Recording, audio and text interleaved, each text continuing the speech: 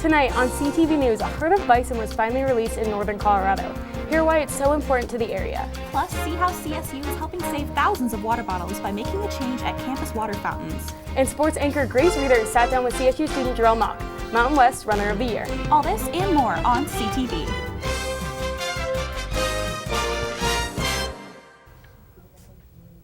Hello Rams and welcome to CTV. I'm Sierra Cymes. And I'm Madison Sloan. Thanks for tuning in. A woman is in serious condition after being hit by a car yesterday afternoon.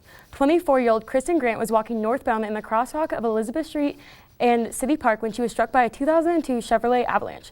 56-year-old Wyatt McLaughlin of Fort Collins was driving the Avalanche westbound and was not injured. Grant was transported to the Medical Center of the Rockies. Police do not believe alcohol or speed led to the collision, but if you have any information on the collision, please contact Officer Tim Brennan at 970-221-6555. A Johnstown man died early Sunday morning after rolling his sedan in southeastern Larimer County.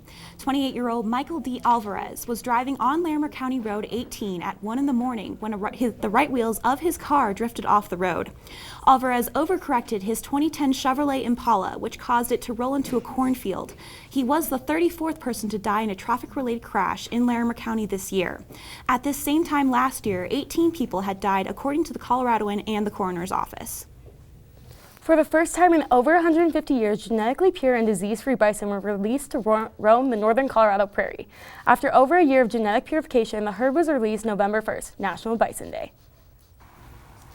9 bison cows and 1 5-month-old bull calf were released into a pasture of about 1,000 acres this past Sunday.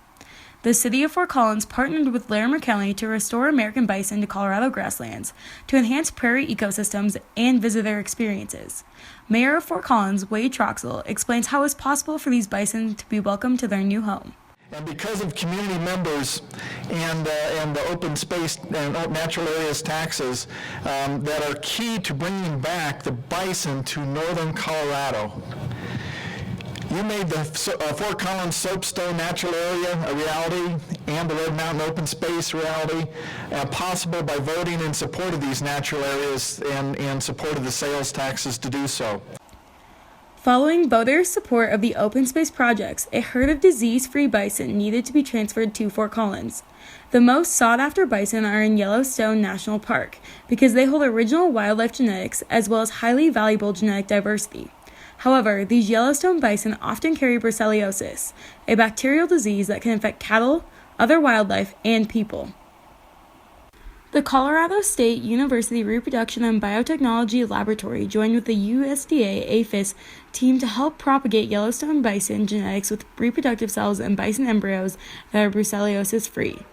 Lead reproductive scientist Dr. Jennifer Barfield explains the challenges of creating disease-free bison. Like every step of the process is a challenge, and then once you establish the pregnancies and you're waiting for the babies to arrive and you're hoping they're healthy, each part has its own kind of challenges and nerves that are associated. But once we kind of got started and we were successful in generating calves, it started to just kind of go a little more easily, but yeah, it's been a really fun experience. Assisted reproductive technologies are being used to help expand the herd. Project leaders are monitoring 4 bison cows that will give birth to calves in the spring or summer of 2016 if their pregnancies are successful. Eventually, the herd could grow naturally and contribute other animals to conservation herds in the United States. Looking into the future, the team overseeing the project is looking forward to finding different groups to collaborate with to help grow the natural bison population. It costs around $1.50 for a plastic water bottle, but the cost in the environment is much more. CSU is putting a new system to reduce the plastic by reusing a model that has helped recycle an astonishing number of water bottles. It's sustainability, but for portable water. Here in Fort Collins, here at CSU, we have great water. Our water quality is really good, our tap water is super clean, and so why wouldn't we drink tap water? The convenience of having a water bottle filling station where the water's cold, clean, ready to go, that's really nice. The issue of plastic trash is mounting in landfills. Plastic water bottles are a huge issue, especially on this campus. But I think through these, water bottle filling stations, we're going to reduce that amount and ultimately, hopefully, reduce the issue of landfills. New building projects make it easier to install the water bottle stations. When they're kind of built into the project, they can be really cost effective and not much more than a regular water fountain.